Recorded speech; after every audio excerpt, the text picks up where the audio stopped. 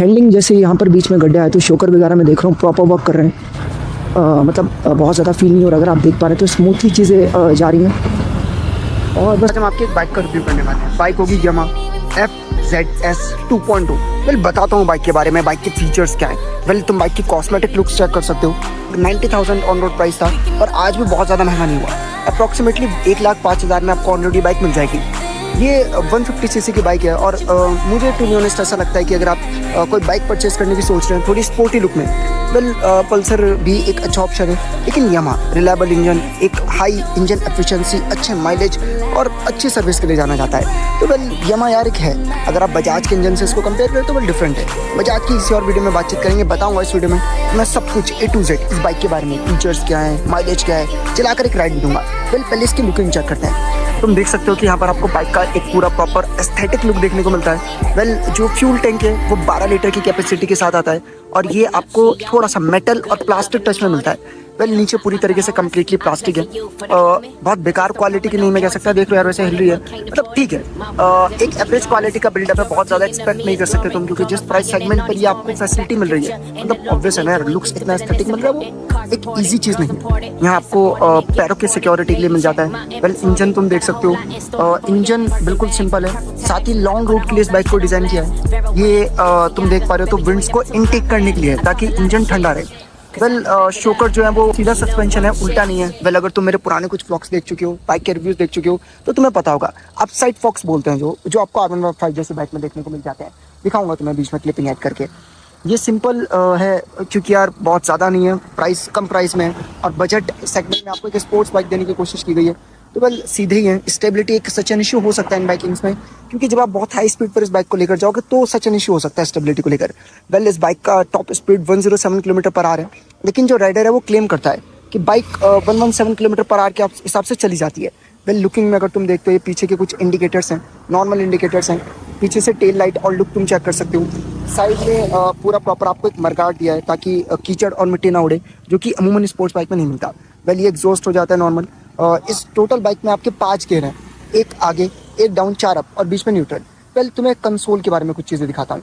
तो जैसा कि तुम देख सकते हो कंसोल को लेकर सिंपल कंसोल है, बहुत ज़्यादा एक्सपेक्ट मत करना। कंसोल में आपको सिंपल एक RPM मीटर मिल जाता है, स्पीडोमीटर मिल जाता है, फ्यूल मीटर मिल जाता है, प्लस आपको ट्रिप मिल जाती है। इन एडिशन न्यूट्रल का सिंबल हो जाता है। अब हाई अगर मैं पास देता हूँ तो देखो पास लाइट का आपको एक सिंबल मिल जाएगा। और ये इंडिकेटर है। वेल इसमें फ्लैशर नहीं है, हेजार्ड लाइट जिसको बोलते हैं कि दोनों इंडिकेटर साथ में जल सके, लेकिन ये चीज़ें एक्स्ट्रा ऐड हो सकती हैं जो कि इसने कराई हुई है, उसी चीज़ का बटन है। वेल वो एक मॉडिफिकेशन में आ जाता है। वेल बाइक का मैं तुम्हें एक रिव्यू देता हूँ, बैठकर चलाकर इंजन क्या है, टॉप स्पीड क्या है, एक्जैक्टली माइलेज क्या है, वेल वो चलाकर बताऊँगा। साथ ही तुम पिलियन सीट देख सकते हो। पिलियन सीट की अगर मैं बातचीत करूँ तो कंपैरेटिवली कंफर्टेबल है as compare to sports bike के उसमें। वेल चलाते हैं बाइक चलाकर एक टेस्ट लेते हैं और फिर देखते हैं कि पर्टिकुलरली कैसे क्या है। एक बार तुम्हें फटाफट से इसके बटन दिखा देता हूँ। तो ये आपका इंजन ऑन ऑफ करने का हो जाता है। यहाँ पे आपको सेल्फ देखने को मिल जाता है, ये आपके इंडिकेटर्स हो जाते हैं।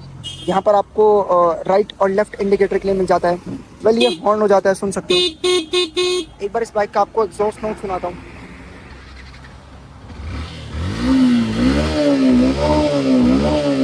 तो एक सिंपल एग्जॉस्ट नोट देखने को मिलता है, ज़्यादा ऐसा मुझे कुछ खास लगा नहीं। वेल चलाते हैं बाइक, फिर देखते हैं और फिर मैं बताता हूँ फाइनल इस बाइक के क्या प्रोज है, क्या कॉन्स है और क्या डेफिनेटली इस बाइक को बाय करना चाहिए। क्या एक बेटर ऑप्शन होगा, क्या इस प्राइस सेगमेंट में और भी बाइक्स आती हैं, क्या उनकी तरफ जाएँ, किसकी तरफ जाएँ। चलो तो चलते हैं कंप्लीट वीडियो की तरफ और बाइक को चलाते हुए सारी चीज़ों को कवर करते हैं। वेल एक बार फ्रंट से लुकिंग तो मैं दिखा देता हूँ। वेल मैं अगर अपना पर्सनल ओपिनियन दूँ तो अगर तुम्हें नेक्ड बाइक ज़्यादा प्रेफरेबल लगती हैं तो तुम्हें ये पसंद आएगी। वेल अगर तुम्हें बल्कि बाइक पसंद है, R15 जैसी, पल्सर RS 200 जैसी, तो वेल हो सकता है कि आपको लुक्स इसकी इतनी प्रेफरेबल ना लगे। चलो करते हैं, एक बार चलाते हैं और फिर देखते हैं टेस्ट राइड कैसी है। चलाते हैं बाइक, देखते हैं पर्टिकुलरली कैसे क्या रिस्पॉन्स रहता है। जो सिटिंग पोजीशन है वो बिल्कुल स्ट्रेट है। वेल स्ट्रेट से मेरा मतलब है कि जैसे R15 में होता है ना कि बहुत ज़्यादा लीन हो जाता है, तो वेल वो चीज़ तो नहीं है। बाइक को हम स्टार्ट कर चुके हैं, इसके फ्लैशर बाइक के बंद कर देते हैं और चलते हैं। तो पहले गियर पे मैंने बाइक को लगा रखा है इस टाइम। पहले गियर पर अप्रॉक्सीमेटली 38 के आसपास टच मार रही है। सिंगल लीवर आपको देखने को मिल जाता है, अगर आप नीचे देख पा रहे हैं, डबल लीवर नहीं है, मतलब सिंगल नीचे से गियर ऊपर उठाने पड़ते हैं। देखो किस तरीके से, ऐसे। तो शायद तुमने देखा हो। वेल देखते हैं। बहुत ज़्यादा स्ट्रेट सिटिंग पोजीशन है। सिटिंग पोजीशन वेल मैं बताऊँ तो मुझे पर्सनली कंफर्टेबल लगा। वेल मैं R15 का भी यूज़ हूँ। फ़र्क होता है यार, क्योंकि जो R15 जैसी बाइक्स होती हैं उनमें आपको ऐसे लीन करना पड़ता है। ये बाइक्स होती हैं कि आप स्ट्रेट बैठ कर चलाएं। थोड़ा सा लीन करके देखते हैं बाइक। हैंडलिंग भी मुझे काफ़ी प्रॉपर लगा इस बाइक का। ब्रेकिंग को चेक करते हैं। ठीक है, ब्रेकिंग में भी ऐसा कोई सच एन इशू नहीं है। वेल मैं बता देता हूँ, इस बाइक के पीछे आपको ड्रम ब्रेक देखने को मिलते हैं, आगे डिस्क ब्रेक है, और इसमें आपको सिंगल चैनल ABS देखने को मिलता है, ड्यूल चैनल ABS नहीं है। Well what is ABS? Anti braking system इसको कहा जाता है कि अगर बाइक आपकी बाई चांस आप चला रहे हैं, एकदम से आप तेज़ ब्रेक प्रेस करते हैं तो ABS का काम होता है कि वो बाइक को एक जगह ना रोककर धीरे धीरे करके रोकता है, जिससे कि बाइक स्किड नहीं होती और स्टेबिलिटी मेंटेन रहती है। वेल मैं और कुछ फीचर्स का भी जिक्र करूँगा, अगर तुम्हें इसके बारे में नहीं पता है तो स्पेसिफिकली मैंने इसको एक्सप्लेन किया अपने कुछ वीडियोज़ में, वरना तुम यूट्यूब पे सर्च कर सकते हो। तो जो मैं इंजन को चलाकर महसूस कर पा रहा हूँ, इंजन भी काफ़ी ज़्यादा रिफाइंड है इन द सेंस होता है ना कि अगर आप बाइक्स वगैरह चलाते हो तो आप महसूस करते हो कि जब आप ब्रेक खींचते हो तो स्मूथनेस होती है बाइक में। तो वेल वो इस बाइक में मुझे देखने को मिलती है। लीन भी प्रॉपर हो रहा है। इसको मैं थोड़ा हिली एरियाज़ पर जाकर भी टेस्ट करूँगा कि प्रॉपर चीज़ें किस तरीके से चलती है। कुछ क्लिपिंग सेट करूँगा कि बाइक पर बैठकर कैसी लुक आती है। वेल ताकि तुम देखकर जज कर सको कि क्या ये बाइक तुम्हारी पर्सनैलिटी को सूट करेगी कि नहीं।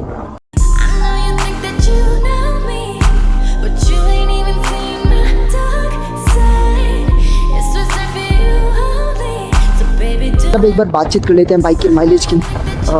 माइलेज के साथ साथ पर्टिकुलरली बाइक के टॉप स्पीड की, टॉर्क की, और यामाहा में और कौन कौन से मॉडल्स हैं। वेल टॉप स्पीड जो गूगल क्लेम करता है वो 107 किलोमीटर पर आवर है, लेकिन वो डिपेंड करता है विंड ब्लास्ट कैसा है, आप चला किस तरीके से रहे हैं। नॉर्मली ये बाइक जैसे कि मेरे राइडर से बात हुई है 114 किलोमीटर पर आवर तक चली जाती है, उससे ज़्यादा ऊपर आप एक्सपेक्ट नहीं कर सकते। और वेल टोटल बाइक में 5 गियर हैं, 1 नीचे 4 ऊपर, बीच में न्यूट्रल।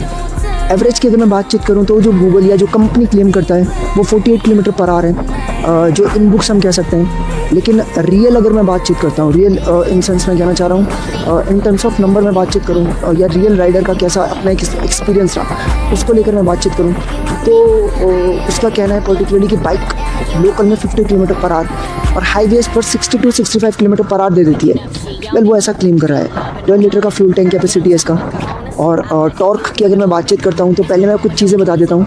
यामाहा में FZ में मल्टीपल मॉडल्स आते हैं, तो उसमें ये एक मॉडल है वर्जन 2.0, ये 149 सीसी की बाइक है एग्जैक्टली। और वैसे सीसी एक इम्पॉर्टेंट रोल तो प्ले करता है, और उससे आप बाइक के इंजन का पावर या टॉर्क पता लगा सकते हैं। टॉर्क पर्टिकुलरली कहा जाता है, जैसे मैं क्लच छोड़ता हूँ, देखो एकदम से बाइक उठती है, अगर तुम रिलेट कर पा रहे हो तो इसको टॉर्क कहा जाता है। और वेल इसी बाइक को लेकर अगर मैं 2-3 चीज़ें तुम्हें और बताऊँ, इस 2015 में 90,000 की थी, अब अप्रॉक्सीमेटली आपको 1,05,000 1,15,000 ऐसा कुछ पड़ जाएगा। वो डिपेंड करता है state to state, road tax क्या है, इंश्योरेंस का क्या सिस्टम है, और भी मल्टीपल फैक्टर्स हैं जो कि एक इंपॉर्टेंट रोल प्ले करते हैं। और वर्जन्स भी आते हैं कि इसमें आप टॉप मॉडल ले रहे हैं कि कौन सा ले रहे हैं, तो उस केस में आपको 1,20,000 तक का पड़ जाएगा। फिर कई सारे राइडर के मन में सवाल उठते हैं कि इस बजट या इस प्राइस सेगमेंट में आपको पल्सर और भी कुछ बाइक्स हैं जो कि देखने को मिलती हैं, तो क्या उसकी तरफ जाएं? वेल ये कम्प्लीटली आपका डिसीजन होगा। यामाहा एक अच्छा ब्रांड है एज़ कम्पेयर टू बजाज भी एक अच्छा ब्रांड है, लेकिन वेल यामाहा का जो इंजन है वो एक अलग है। जैसे वाइब्रेशंस होती हैं, कभी फील कीजिएगा अगर आपने पल्सर को ड्राइव किया फिर ड्रॉप किया, उसमें बहुत ज़्यादा वाइब्रेशंस फील होती हैं। इस बाइक में सचिन ऐसा कोई इशू नहीं होता।